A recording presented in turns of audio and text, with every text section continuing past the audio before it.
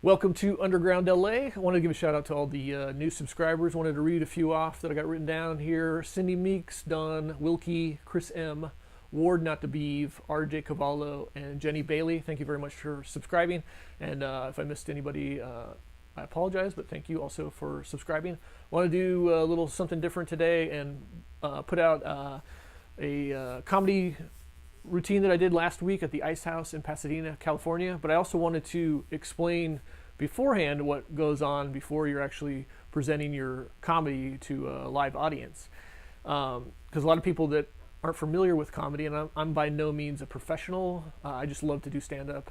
And one of the reasons that I love to do stand-up was that it's something that I feared so much, and I figured didn't really go skydiving. That's something else that I fear, but it's kind of for me that mental skydiving, getting up on stage in front of an audience. So for 6 weeks, I wrote down a bunch of material and a bunch of jokes, and for about the first 4 weeks, I wasn't quite sure where it was going.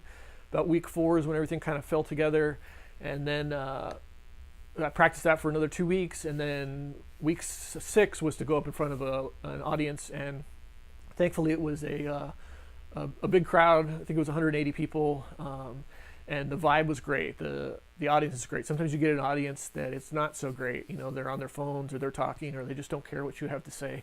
That wasn't the case, and so I hit all my jokes, and that's all that I can really ask for when I'm doing comedy, is that I can get up there and remember my lines, because that's probably my memory is so bad that's one of my biggest downfalls, just trying to remember that routine and get up there and get it over with. So I hope that you enjoyed, and thank you for watching. Let's keep the show rolling, ladies and gentlemen. A big round of applause for Mike Knox.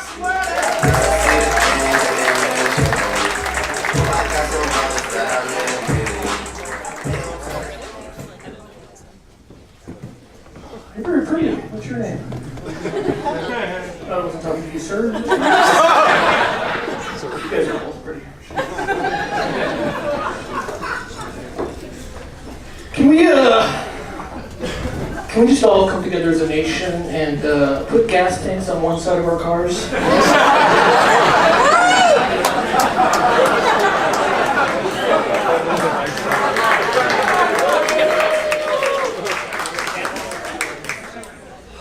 I just want us all to live our best lives.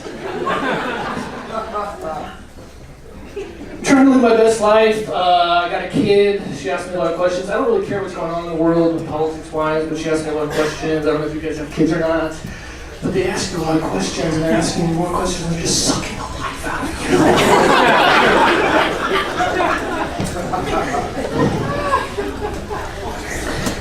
My kid asked me the other day why the country was so divided, and I think we really lost our way when we banned plastic bags.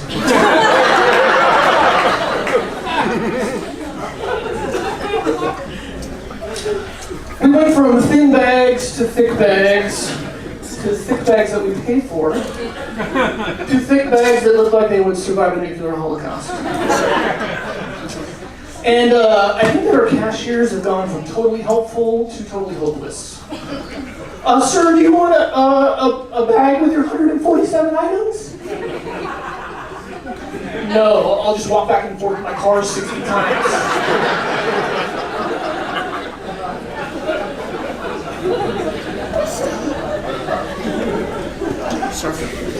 Oh, okay, sir. Do you want me to drop this 12-pack of beer on top of your loaf of bread? No, I don't. And I can't get a plastic bag when I'm with my daughter, because my daughter will flip out. She'll be like, Daddy, don't you know that plastic is ruining the environment? There is an ocean out there filled with plastic, and nobody knows what to do with it. I'm like, kid, slow your roll, all right? I'm Generation X, all right? If you give me a 12-pack of beer and a wet dry back, I will have that entire ocean cleaned in about a half hour.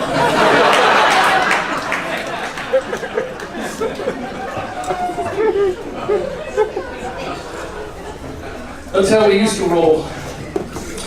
My kid asked me what fake news was, and it's not so much that I care that it's fake. To me, it's just gotten so exhausting. I don't know how many times I can see sea monster washes ashore on the beach, only to scroll through 20 minutes of clickbait to find out that it's another shark. I also think that our news has gotten very lazy. And I was watching the news the other day, and a Los Angeles landlord was looking, or the police were looking for a Los Angeles landlord that was drugging his tenants, shaving them, and then laying next to them and filming himself. I'm glad it wasn't a tenant. And the news, in my opinion, really failed to ask the tough question, like, what was this guy doing with all that hair? God, do your job, CNN. Jeez. Just want everybody to live their best lives. My daughter asked me if the moon landing was fake, and I'm not into conspiracy theories myself, but you're going to tell me that in 1969, NASA could talk to the astronauts from the Earth to the moon, but in 2019, I can't even get Wi-Fi while I'm trying to watch Game of Thrones in my own bathroom?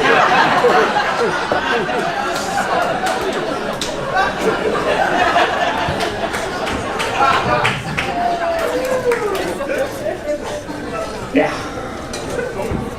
Houston, we got a problem. My daughter asked me why the players were kneeling during a football game that I was watching. And I told her, well, over here you've got people that love the national anthem. And over here, they just want the cops to stop shooting people. I do think that we can come to an agreement as a nation and maybe change the national anthem to something we all could enjoy, like the themes of Star Wars. Ladies and gentlemen, boys and girls, please rise for the national anthem. Dun, dun, dun, dun, dun, dun, dun, dun. May the force be with you.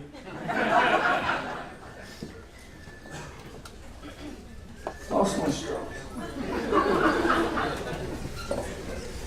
My daughter came home from school. She said that the teacher was protesting. She said, "Do you think that they should raise the minimum wage?" And I told her, I've had a lot of crappy jobs in my life. I think the last people that you want to piss off are the people who are handling your food. Just imagine you're out on a date, you guys tonight, and you've been treating the waitress like shit. And I can guarantee you that chicken parm has hit the floor at least once before it gets to the table. And that's not parmesan.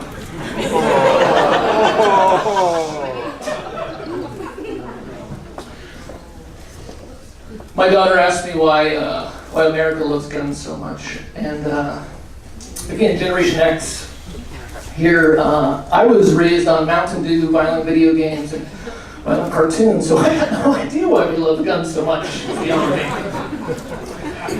I do think we could make it harder to get a gun, maybe like an annoyingly long line at the DMV.